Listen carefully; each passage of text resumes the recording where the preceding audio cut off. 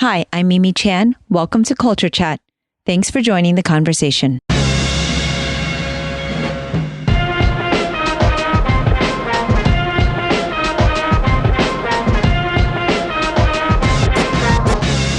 Today, I welcome back my friend and SFG Chief Brett Jones. Brett teaches functional movement systems and kettlebells as the Director of Education for StrongFirst. I've been anxious to check in on Brett because right before the pandemic began, he was diagnosed with cancer. Brett was kind enough to share his experience and story with me on what it has been like to battle cancer during the COVID-19 pandemic. I'm amazed by Brett's physical and mental strength, and I always learn from our conversations. I'm grateful he is a frequent guest on Culture Chat and would love to hear from all of you with any questions or comments about this episode. My favor, as usual, is to please continue to share this podcast with others. It would mean so much if you would also rate it and leave me feedback. If you'd like to help keep this podcast going and become a patron of the show, you can do that on my website or patreon.com. Thank you so much for the support. I appreciate it. For comments or suggestions, email me at mimi@culturechatpodcast.com or reach out on social media at Sifu Mimi Chan. Now, on with the show. Hello, Brett Jones. It's so wonderful to see you. Mimi, it's wonderful to have the chance to be on again. I know it's been a while, but looking forward to chatting with you and your audience again. Yes. Well, 2020 has been quite a challenging year for people around the world amidst the COVID-19 pandemic, as well as the unrest from social issues and more. And while it's important to understand and be aware of what's going on around us, it really doesn't diminish personal struggles and challenges. And you've had a rough year. And if you don't mind sharing, perhaps you can tell our listeners a little about your cancer diagnosis and everything that's been going on since then. Sure. It's been, it's 2020's been quite a year. And so to make the long story medium, I started late last year in 2019. I started having some stuff going on. I initially thought it was a problem with my ear. And I did have a little fluid in the ear, and we did treat that. And but it persisted. And I ended up getting a referral to an ENT, ear, nose, and throat doc, otolaryngologist, for anybody who's interested. And that ended up in a referral to one of their specialists, throat specialists. And I had a CAT scan or I think it was a CAT scan. And that was not really definitive. And I started developing kind of a numbness on my tongue. And so I went and taught in France and came back on that Monday, which would have been February 18th, 17th, 18th. I came back from France the next day. So that was a Monday. That Tuesday, the 18th, that's when it was. I had an appointment with my throat specialist, and he's like, look, this just isn't right. You got the numbness on the tongue. He's like, that just really bothers me. I think we need to go in and do a biopsy. The left tonsil it looked full, and looked full on the CAT scan, but nothing definitive. And so, and I've got an opening this Thursday, the 20th. Mm-hmm. And so I went from, arriving home from France, having the appointment, and then the biopsy was February 20th, 2/20/2020. And so I woke up, came out of the initial recovery room, and the doctor, my wife, he had already told her, they came and they told me that I had cancer. And so primary tonsillar squamous cell carcinoma that had infiltrated the deep tongue musculature and was a stage 3 T4, very large tumor, largest tumor that they size, no lymph nodes, so it was inoperable.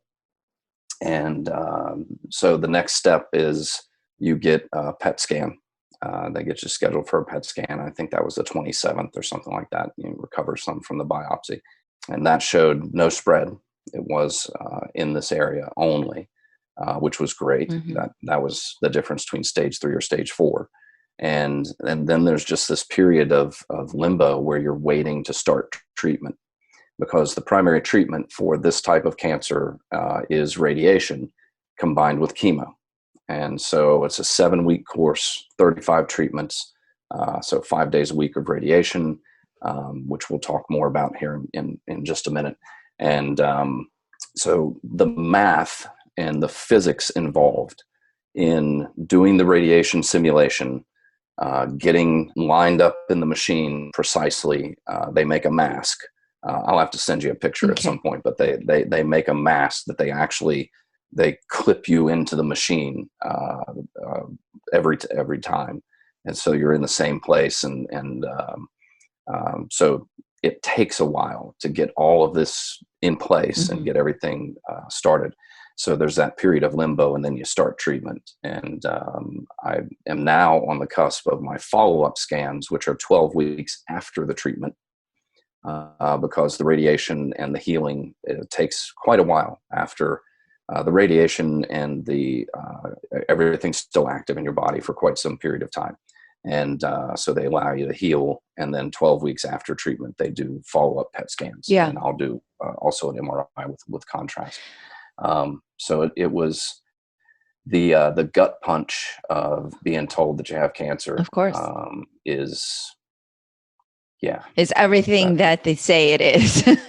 They being previous people, because my mom, she's had breast cancer, and it's kind of the same thing where it was a whirlwind. So for you, you're always traveling, you're always on the go, and literally kind of the picture of health. And I almost feel like maybe it was best you only had 2 days to ponder on the whole thing, because I feel like there's that anxiety of not knowing that's worse. What was that kind of 2-day period like for you? Are you kind of glad that it was so quick, or was it just such a blur? Definitely glad that it was quick. I am of the mindset that once I know something is an issue, I want to address it. And just as I pursued medical treatment for what I thought was an ear problem that turned out to be cancer. And I think that's if everybody listening were to have a take home, it's that thing you're ignoring. Maybe you should be ignoring it, and maybe you shouldn't. And there are professionals out there who can tell you the difference. Yeah. And so I've had enough happen in my life. Pulmonary embolism. I've already had melanoma, and the melanoma was just an in situ, very early stage melanoma that was taken care of with surgery and no additional treatment. But I've had enough happen to where I don't mess around with the medical stuff, and I'm not one of these. There's a great meme out there that it's a picture of a billboard, and it says, that 100,000 men will die this year of stubbornness, and somebody spray painted on it, "No, we won't." And so it's very ironic, and I love irony. But I'm not one of those guys. Yeah. I am somebody who I am at the doctor. I do my regular appointments. When something's bothering me, I get it checked. Had I not pursued treatment and investigating this just weird numbness in my tongue and kind of fullness in my throat, who knows, what it could have easily been a stage 4 cancer by the time that I found it. Absolutely. And so yeah, be aggressive. You got to be your own advocate, and get a doctor that you trust. Yeah. I mean, basically, as even with strength training, everything, like, listen to your body. If it hurts, don't do that, right? But also, your body usually is the smartest thing, telling you what it needs, and this is certainly the case. And I was actually, because I'm fortunate that we have like such a great friendship, we've been able to talk, and I actually talked to you that week when everything kind of happened, and it was so shocking, and it was kind of a bit of a whirlwind. And then pretty much in terms of the healthcare part of it, and I don't want to go down this rabbit hole too much, but there is that frustration of the hoops you have to jump through to get these appointments, because like you said, okay, so now here's the biopsy, you've got cancer, and you're like, okay, can I take care of it tomorrow? And they're like, no, now you wait, and you're like, I have to wait with this cancer, there's this feeling that you want this sense of urgency. And it definitely wasn't that easy for you, because I know I spoke to you and it was like, well, I have to get this referral to get this, I mean, it's amazing how frustrating it must be for you now that you have this diagnosis, and then it's not like you can just go in and get it taken care of right away. That's just not how healthcare works. Yeah, I mean, I feel very fortunate. I'm going to say that overall, my experience, the care that I received, the team approach that they took, and all the different people that I worked with, I was just blessed to be. Pittsburgh is a tremendous medical town. We've got two great health systems. I'm with Allegheny Health Network, and I have been very fortunate. Mm-hmm. And yeah, it never goes as quickly as you want it to. And the fact that I was diagnosed and then my first treatment was March 30th. Mm-hmm. So it was over a month between the biopsy and the start of treatment.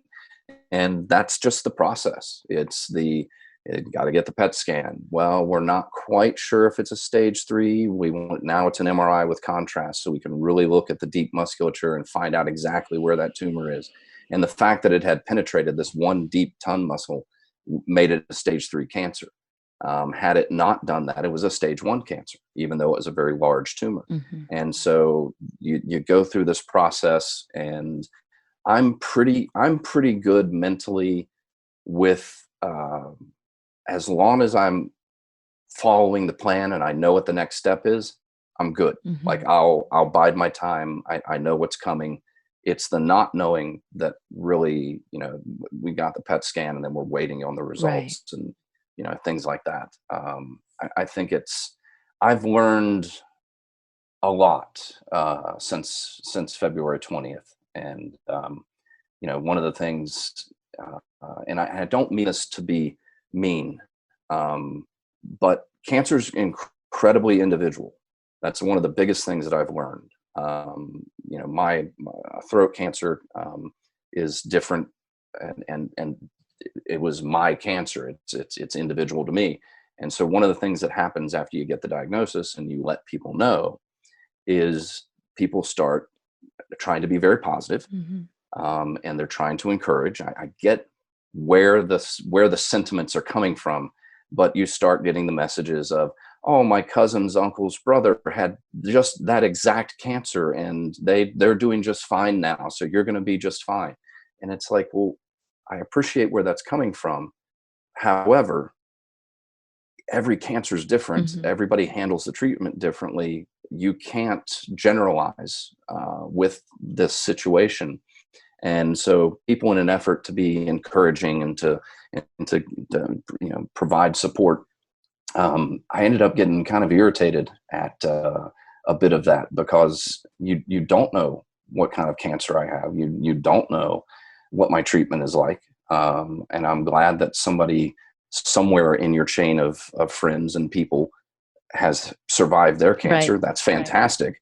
Right. But this is a very individual thing. And it's, there are people out there like Alan Cosgrove, who is a 2-time cancer survivor and actually had a complete stem cell transplant to treat his cancer. And they literally reset you at 0. You are reborn. The chemo is intense enough to where they've killed pretty much every cell in your body, and you're brought back to life and you are reborn with a complete stem cell transplant. It's incredibly intense. It's way different than the treatment that I had. He was a great support and through all of this. And, I just have to say, my family, my wife, we have another friend of ours, a former client of mine and current client of my wife's, that he's got terminal cancer, and it's always harder on the spouse. Of course. Yeah. It's incredibly hard on her. And that was one of the hardest things for me, was knowing she was going through and I couldn't do anything about it. There was nothing I could do to make it better. I was trying to survive my treatment and make it through. And, the support from my wife was the reason I made it through. Yeah, absolutely. I definitely can understand and see how that would be. And I don't actually think it's harsh, because it's kind of like, people usually don't know what to say and more than often say, quote unquote, the wrong thing. But the good news is that because it's you, I know who all these people are and where they're coming from. But it is true. It's a very hard thing, which is why I normally send you random ridiculous memes of like a Yes. whale waving or something. I think I sent back the bear. Yeah. It was just, that's usually my thing. I'm like, well, we go with laughter, I guess, because Brett definitely will always have that sense of humor, regardless of how, sad and how much frustration there is. I mean, you have to at the end of the day have something to kind of laugh about and have some distraction at the very least. But yeah, it is always a really hard thing, and it's interesting what you do learn about yourself through this experience. And I appreciate you sharing that. And you kind of touched on it, but what do you feel that you've learned, not just about yourself but about others, I guess, through this experience? Again, it's that individual nature of things. It's and I've made all the mistakes that I'm pointing out. I say, people were well intentioned, but maybe not the best timing. I've done that. I've said things that, now having been through it, I'm just like, oh, Brett, what were you thinking? Like, the intention was there, but the execution was poor. And so I think the individual nature of this, what it means to go through something like this, to go through these treatments, and the radiation and the way they treat throat cancer is somewhat unique. I discovered what anxiety is. I've been very blessed in my life to where I'm not an anxious person. But during my, they do something called a radiation simulation, which is where they're fitting you. They literally take this warm kind of plastic material and they stretch it over you and mold it to you so that you are locked in the machine in the exact same place every time you're receiving radiation. And because it's a throat cancer, they want your tongue to stay still. So they try initially this big mouthpiece, and they put this big mouthpiece in your mouth, and that's wet because it had to be heated and warm water, and then they get you to bite on it. And then they stretch this plastic over you and shove this mouthpiece further in your mouth. And I was in the machine, they're doing an extended CT scan and all of this math and stuff and getting you all set for the radiation. And I was probably in the machine for over 20 minutes and I lost my airway. I couldn't breathe. And I freaked out. And I had never had, I'm the guy that can lay in the MRI tube for an hour and be completely not bothered. I've been through many other situations in my life. I don't have anxiety. I know what anxiety feels like. Wow. Yeah. And it was frightening. It really shook me. That was one of the things that shook me. And then I'm sitting there thinking, I got to do this 5 days a week for 7 weeks of being in this mask and locked into this machine. Now, once they're doing the actual treatments, you're locked in the machine for less than 15 minutes. It's probably 10, 12 minutes that you're actually in the machine. The radiation treatment itself is a little briefer because they do a quick scan every day to make sure you're still in the right place. But it really, really shook me. And I have a whole different understanding of anxiety and empathy for people that are dealing with that. And, over the course of the 7 weeks, I actually lost about 40 pounds. I probably went into treatment around 200 to 205. Way bigger than I ever should have been. However, going into treatment, I had a lot of tissue to sacrifice, and I did. I lost over 40 pounds. Wow. I got down to a low of about 164. I'm back up to about 172 now. But I looked not good at 164 and was definitely just surviving the last couple of weeks of treatment, and couldn't eat, hard to talk for several weeks. It was intense. Yeah. And I mean, that sounds like this horrible torture device, basically. And it definitely does not sound like a good experience. we've spoken in the past extensively on rehab from physical injuries. You've shared a lot of that, been very open, which I always appreciate because people learn so much. And you've also shared what it means to be a fitness professional and someone who I know you never say you represent strength, but to me, you represent strength. So that's my perception. And you've also defined strength in the past. And perhaps now you'd like to also define again to our listeners what strength means to you and how this recovery has been so different from an injury. Yeah. Thank you. First off, persistence, strength is persistence. And, when you're going, there's an old Winston Churchill quote, when you're going through hell, keep going. And I thought about that a lot when I was receiving treatment. And first 4.5 weeks of treatment, I didn't know I was having treatment. I was handling everything really well. I was losing weight. The chemo weeks were rough.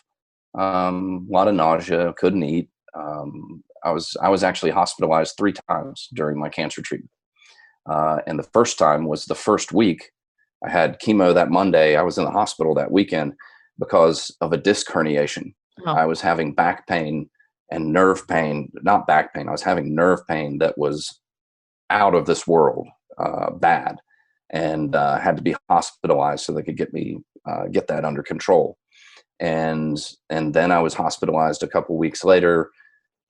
Why was that? That was nausea. Couldn't eat. This would have been roughly week 5 that I ended up being hospitalized. And then I was hospitalized again at the end of my treatment because of the pain that I was having. But first 4.5 weeks of treatment, outside of being hospitalized a couple times, I was like, this is good. Like, I'm fine. Yeah.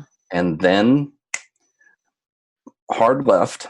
And the side effects started showing up, and intense pain, couldn't eat. I was actually right on the cusp of having to have a feeding tube put in because I had lost so much weight. They had to redo the radiation simulation and make a new mask.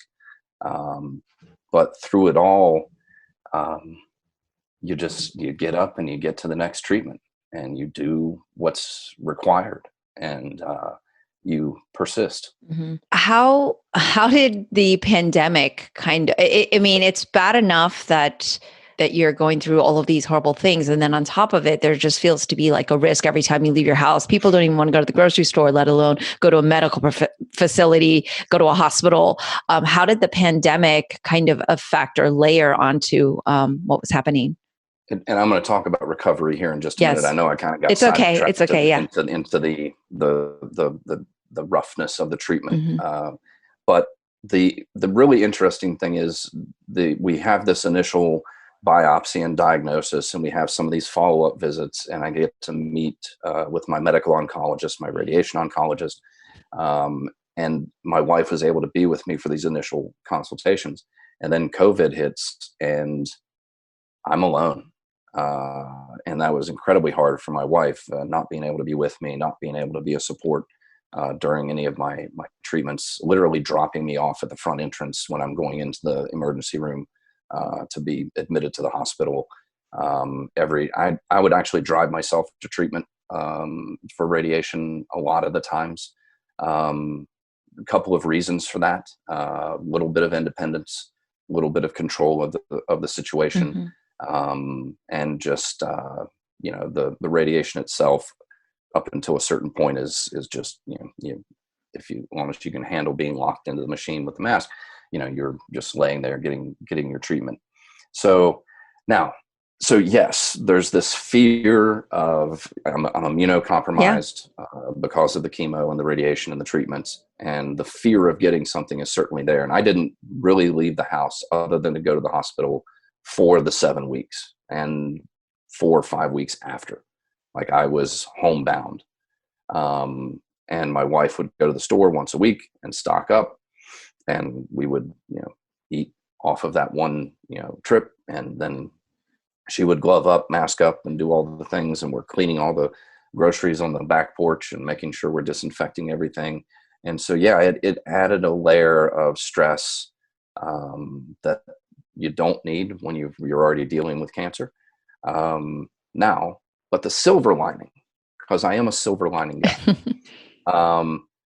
traffic was amazing. It was Pittsburgh can be very challenging to get from point A to point B. Yeah. There's actually an old Pittsburgh saying, you can't get there from here. And literally you can be looking at the place you want to go and you cannot get there from where you are. You have to go very much around the corner to get there. So the hospital where I was receiving my treatments on COVID days, where everybody's locked down and nobody's out driving back and forth to work and whatnot, 15 minutes max to get to the hospital.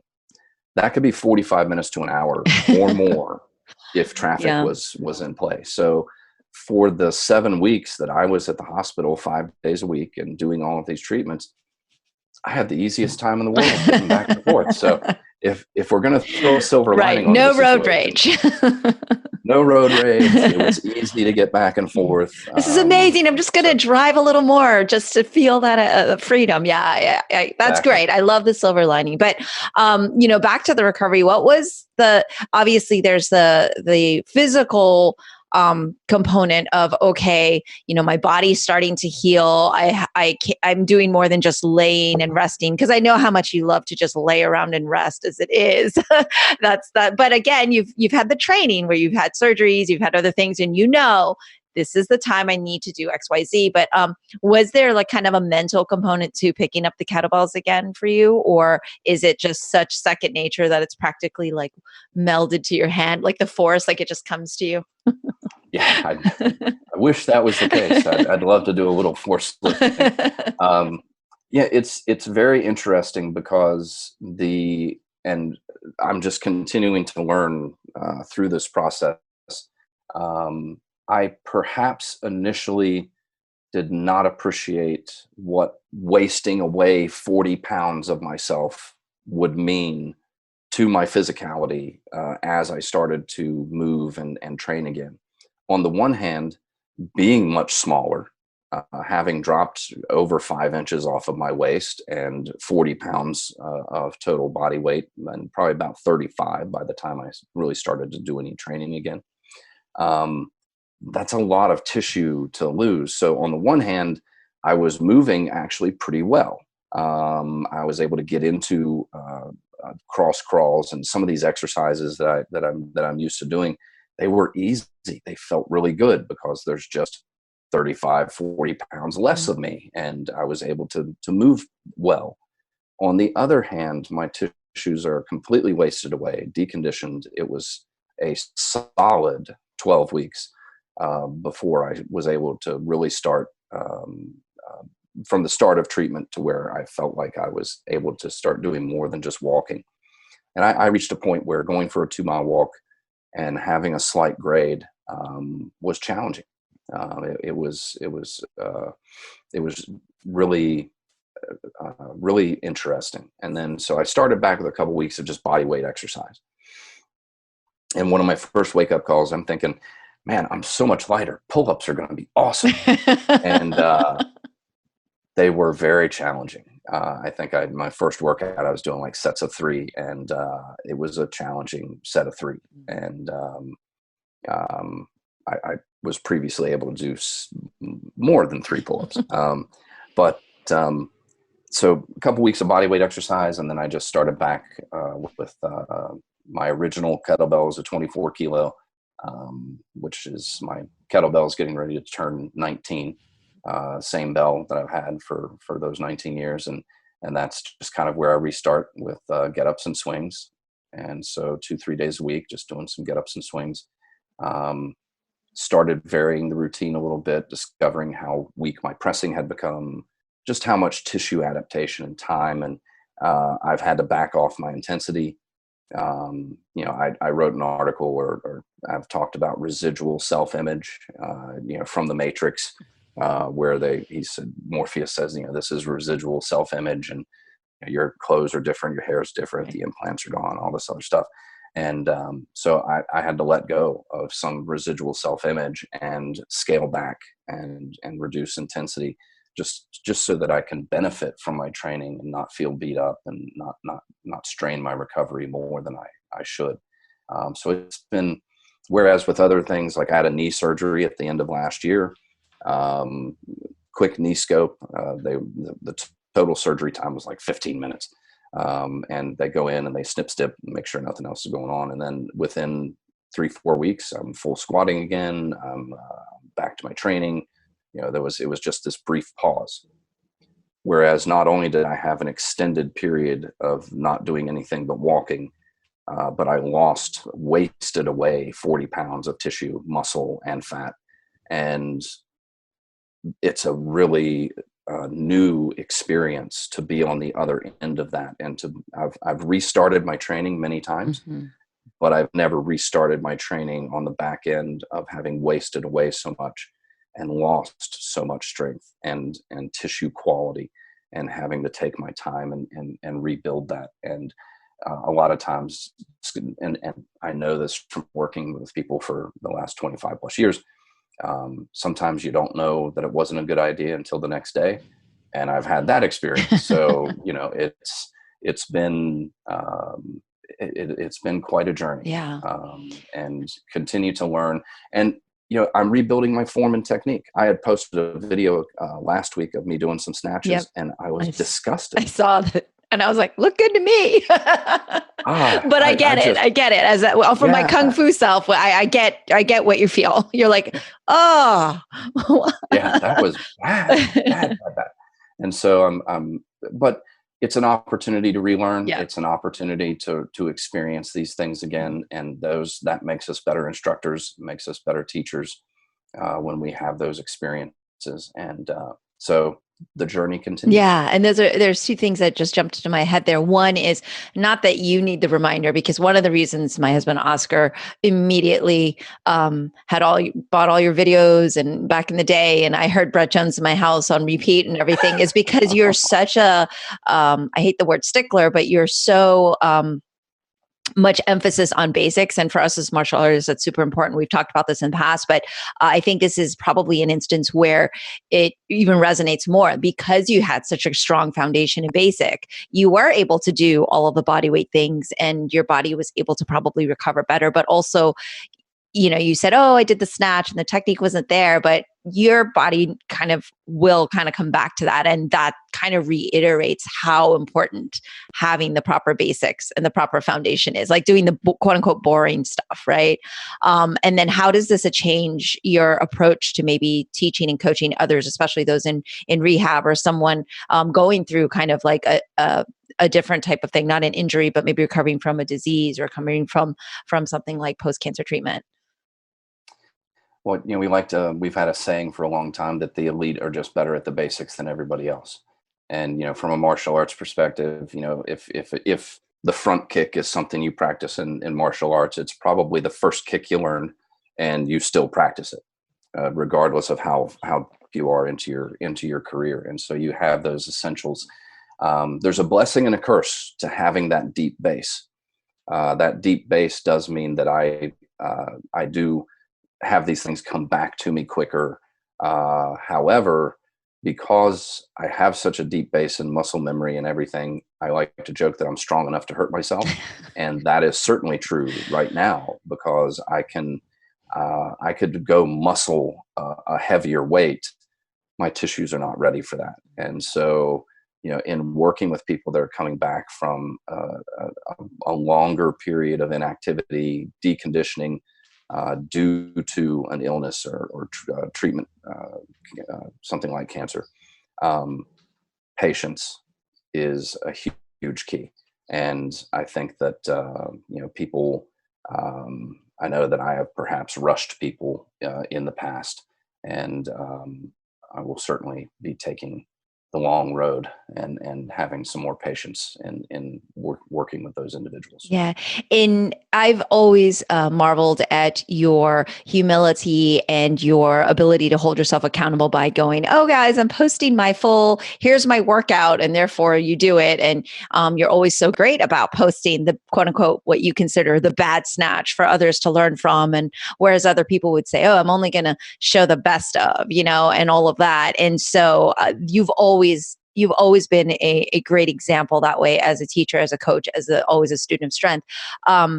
But something like having cancer, something like having a health issue is often something that is a personal and private matter. And you decided though and chose, because we initially had talked about it and you're like, this is kind of on the, private right now. And of course, and then you did decide to share your experience publicly. What prompted you to make that decision? First, thank you for the kind words. I have been fortunate in my life, either through my mentors, through my family, my wife, and friends, to where I was never allowed to get a big head. I had people, because there's a thing that happens in particular in the fitness industry where people start to believe their own marketing. They start to believe the hype, so to speak. So you're going to get adulation. You're going to get people coming up after a workshop and saying, this is the best thing I've ever done. You're amazing. I'm sitting there thinking of the 15 things that I didn't mention and the 5 mistakes that I made. So being kept honest via my family, my friends, my mentors has been a huge benefit to me. And I never wanted to be the guy the person on the pedestal. I'm just, I happen to suffer from the ability to get up in front of people and speak and be very comfortable in doing so. And so I gravitated towards teaching and being in front of people, but just a guy. I make mistakes. I have things that I'm working on. And I think it helps everyone to know that somebody who is perceived or has achieved a status in teaching a certain thing, I'm still practicing. There's a quote from a cellist, a famous cellist, who was somebody asked him, "Why are you still practicing at the age of like 92?" And he said, "Because I think I'm starting to make progress." And so I try to really keep that mindset of continual student, and that's one of our part of our code within StrongFirst is I am a student of strength. And so I never get away from that, and I always want to be held accountable. So that, I think that's a key thing for a lot of people. I'm not, and so part of that was when you have a position or you have been out in front with different groups like I am with StrongFirst and FMS, and you're sharing information, it felt dishonest to me to not put it out there, to not let people know, because I certainly was going to be less visible for a period of time, and I was going to be busy taking care of this. And I this is the most that I've talked publicly about what the treatment was like, and as I'm glad the perception out there is that I was very strong.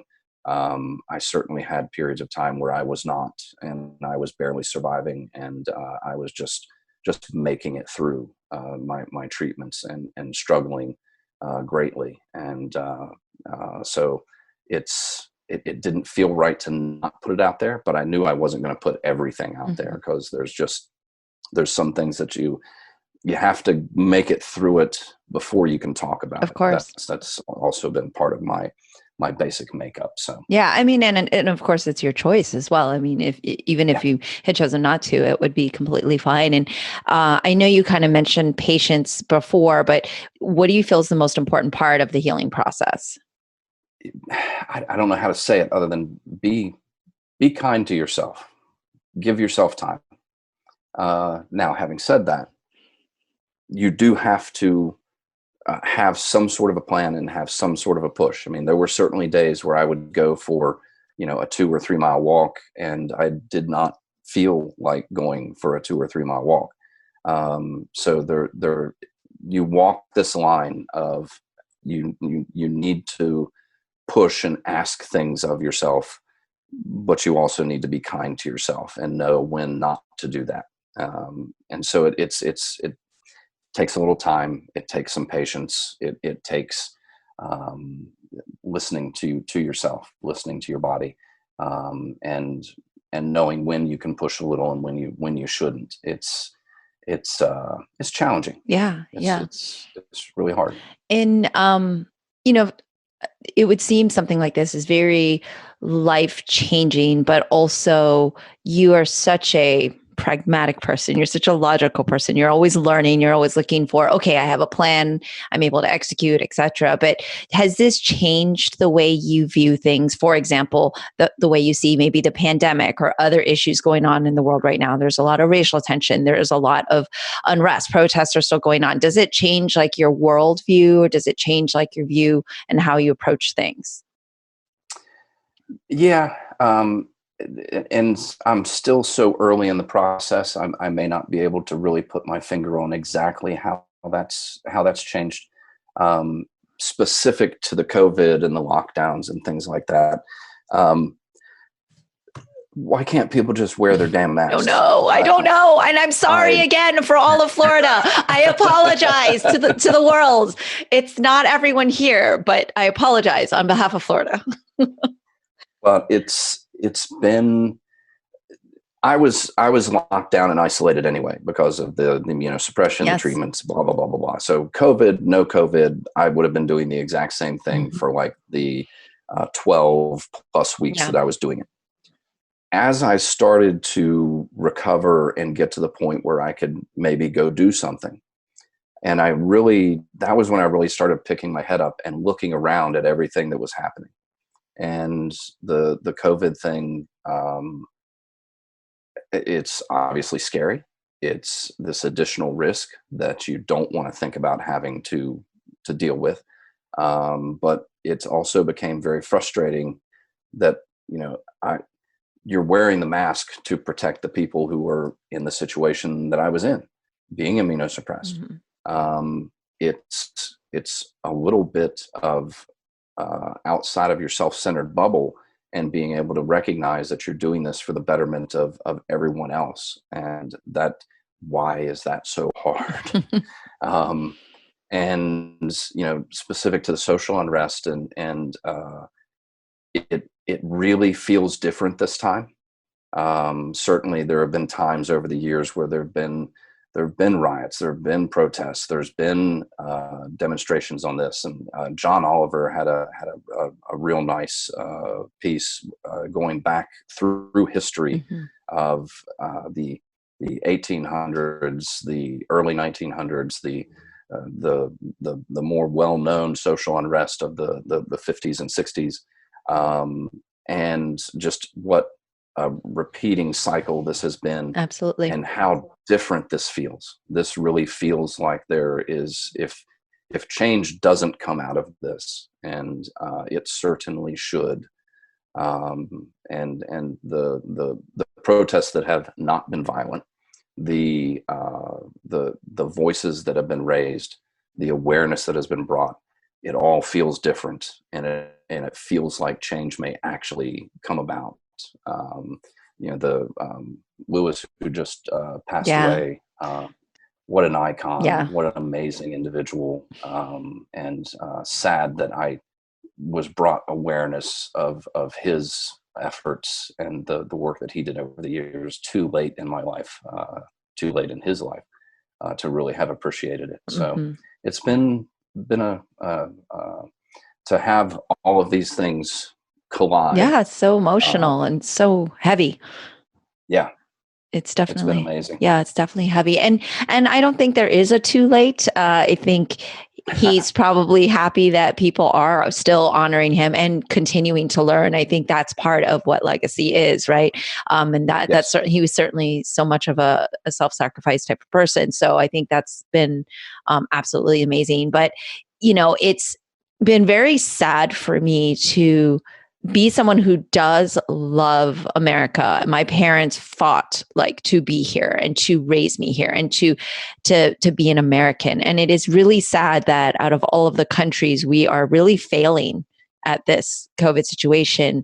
One, in my opinion, due to lack of leadership and accountability, but we as people, like you said, if we can't even take it upon ourselves to have the consideration for the person next to us, even if we don't know them, to wear a mask. This is very telling. And like you said, hopefully that in combination with the Black Lives Matter movements, all these things happening, like the social unrest, it's at the end, like we're going through that pain, right? That pain to find the solutions and some small but bigger steps to the problems that we've had. But yeah, it's been very sad, I think, to kind of feel and be a part of. And again, I just being in Florida alone it's always Florida. But yeah, it's been very sad for me to say, wow, so much of in Kung Fu, everybody is a brother and sister, right? So many of our siblings, they're just not on the same page, and it's kind of been really, really sad. And so yeah, it's been a lot to kind of digest, and there's been a lot of great things that I've watched that have certainly helped educate me, inform me, and then entertain me. And so you and I typically have often started shows with things like The Boys and Game of Thrones, and we go down that rabbit hole of, oh, let's just talk about pop culture now. But you've had a lot of downtime of having to sit still, and I imagine you've had some good viewing and reading. So I'd love to talk to you about what you've done to kind of just escape all of this, because it's all going to still be there. So I know that you enjoy cinema and TV and reading. So what have you been watching and reading? It's been interesting. I've been watching more than reading. Mm-hmm. Just one of the things with, because I've worked through, certainly there were days where I couldn't, but I've worked all through treatment and everything like that. So, a few hours on the computer, and then I don't want to look at letters anymore. I don't want to be pushing them, and I don't want to be reading them.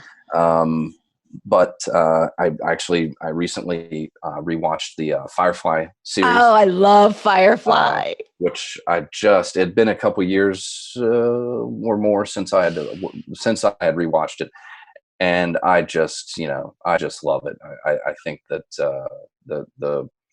in fact, I just recorded the movie Serenity. Yeah, I was going to say, did you watch Serenity to top it off? So that's probably tonight. I'll pop Serenity on. So. One of the biggest surprises is one of the things that I've watched more than anything has been the Food Network. Oh, now this is particularly amusing because a couple of the side effects of this particular cancer treatment is you lose your taste. Mm-hmm. So food became paste at a certain point, and you lose your saliva production. And for those of you out there who are not aware of this, saliva is magical. It is a magical fluid that your body produces that makes so many things better. And one of those is eating and food. And so I'm still not producing saliva well, and those glands are still recovering if they recover. And so eating is very different for me. And there was a reason I was 205.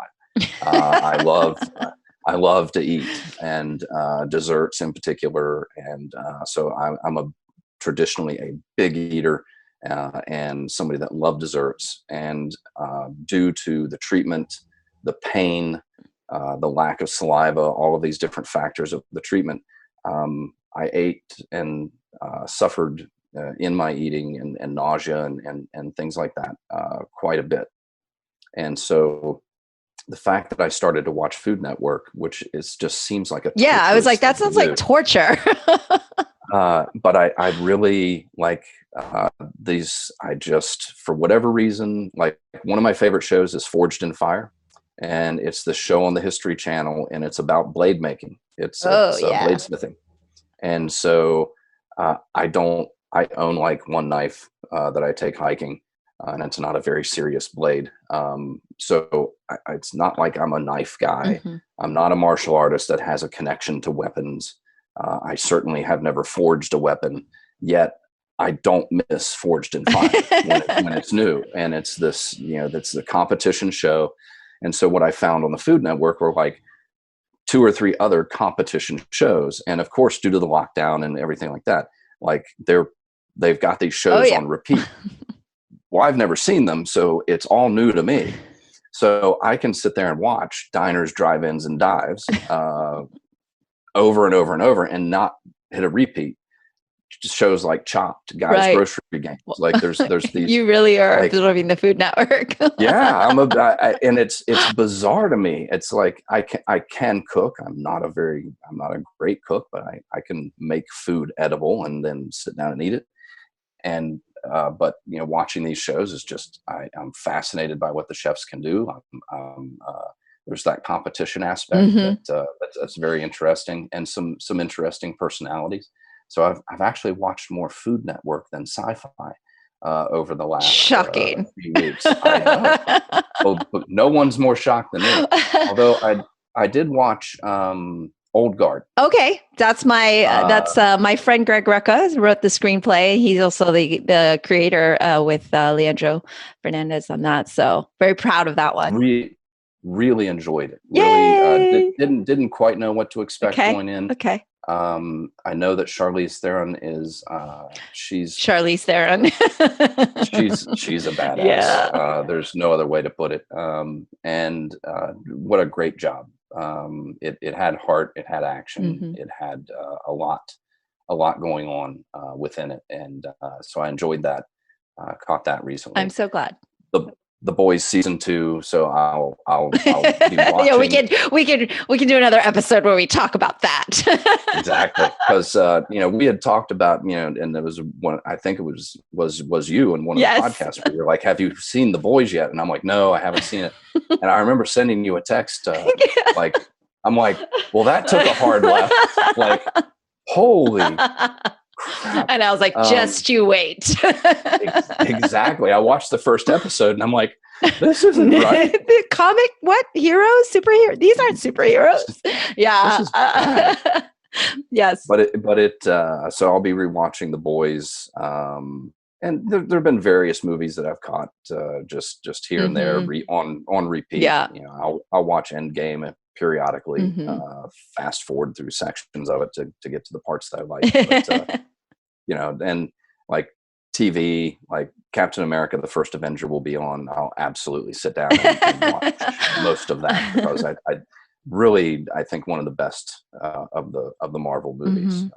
Really, really neat. Well, now you can really look and see which one, because we're at a stop with that. Which there's so many to choose from. But yeah, I love that. I love talking about film and stuff with you, and I'm so glad you like The Old Guard. And Greg and I actually talked pretty extensively about it, and there's been a lot of interviews. And I will be having Gina Prince-Bythewood on the show soon, the director. That's so awesome. I'm pretty psyched about that. So you're the first to hear about it. But in terms of the food stuff, do you do the Netflix stuff? Because Final Table is quite good. It's competitive, but they're already professionals. So they're all like really professional chefs. And I love watching that. And Chef's Table is a really great documentary series. And Chef Grant Achatz in Chicago, with one of my favorite restaurants in the entire world, Alinea, he actually had cancer on his tongue as a chef and couldn't taste anymore. And so that was like a huge thing. And his journey was super inspiring, and probably have a lot of empathy there and can understand a lot of what he went through. But as a chef, you can imagine it's basically like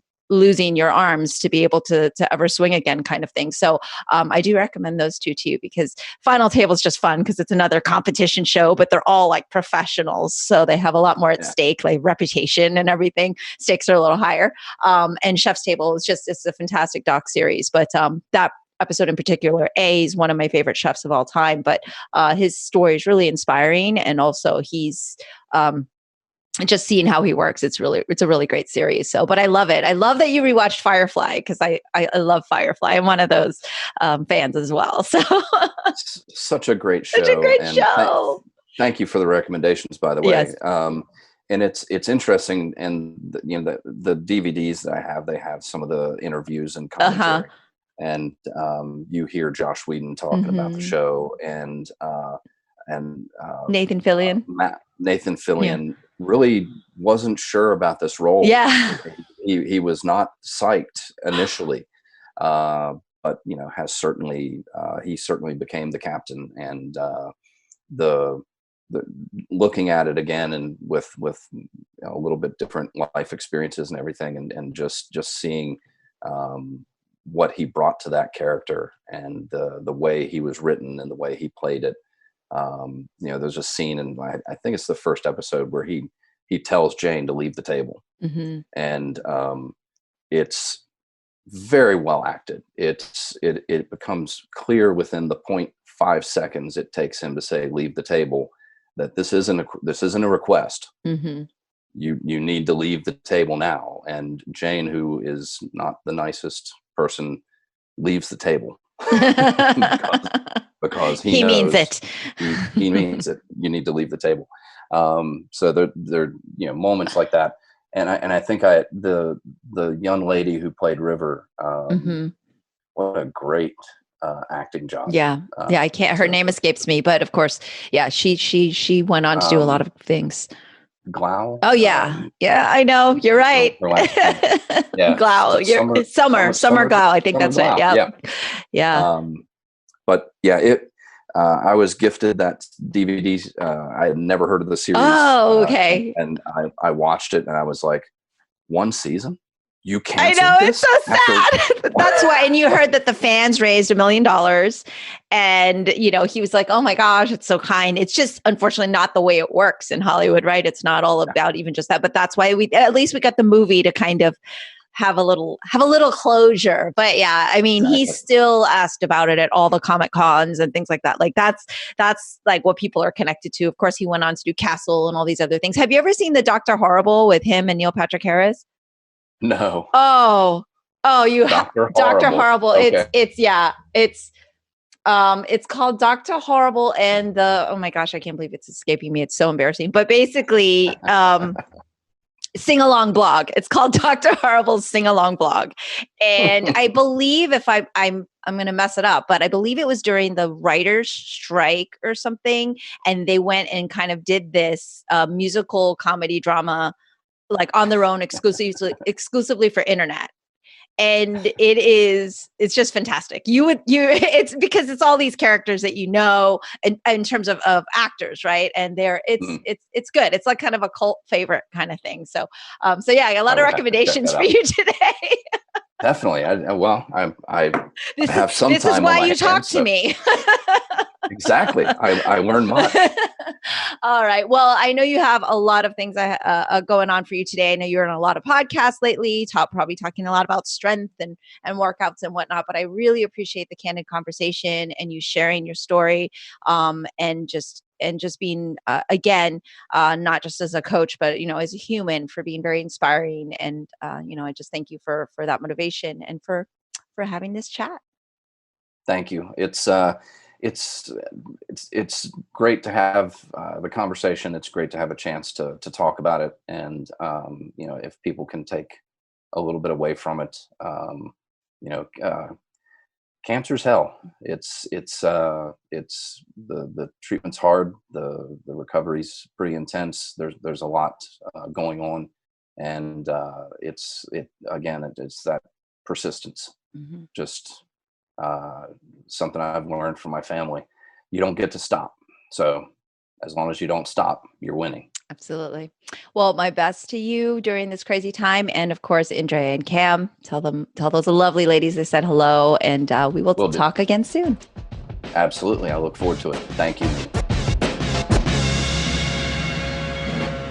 That's all for today's episode. Thanks for listening to Culture Chat, and hope you enjoyed the conversation. Please subscribe and rate my podcast. Feel free to leave me suggestions or send an email to mimi@culturechatpodcast.com, or follow me on social media at Sifu Mimi Chan on Twitter, Instagram, or Facebook.